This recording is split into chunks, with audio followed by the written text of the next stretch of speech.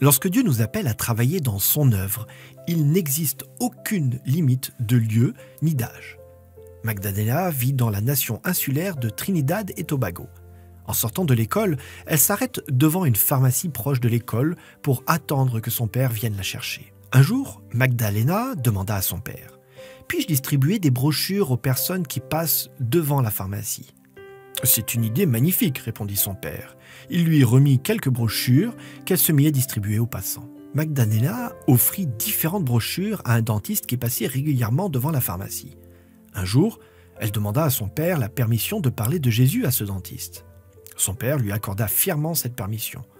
La fois suivante, où elle vit passer le dentiste, Magdalena lui demanda « Connaissez-vous Jésus ?»« J'ai entendu parler de Jésus, mais je ne le connais pas, répondit le dentiste. » « Puis-je vous parler de lui ?» demanda Magdalena. Le dentiste l'invita à venir à son cabinet le lendemain après-midi. Son père lui permit d'y aller et lui remit une Bible à offrir à ce dentiste. Le lendemain, elle alla au cabinet du dentiste. Elle lui offrit la Bible qu'il accepta de bon cœur. À partir de ce moment, Magdalena rendit visite au dentiste chaque jour en sortant de l'école. Ils lurent des histoires bibliques et en discutèrent. Le dentiste commença à faire confiance à Jésus.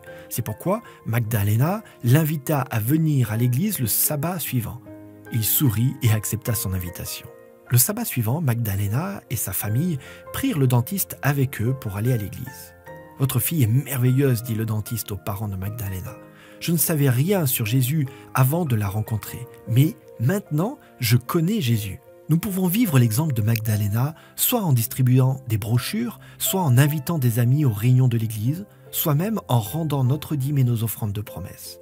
Nous pouvons toujours être un instrument qui sert au dessein de Dieu. En répartissant nos offrandes d'après la suggestion du plan des offrandes combinées, vous participez à un courant qui répartit ses ressources financières localement, régionalement et mondialement, tout en promouvant et en soutenant financièrement tous les ministères, projets et institutions missionnaires autorisées. Puissions-nous toujours mettre nos désirs à la dernière place et Dieu à la première.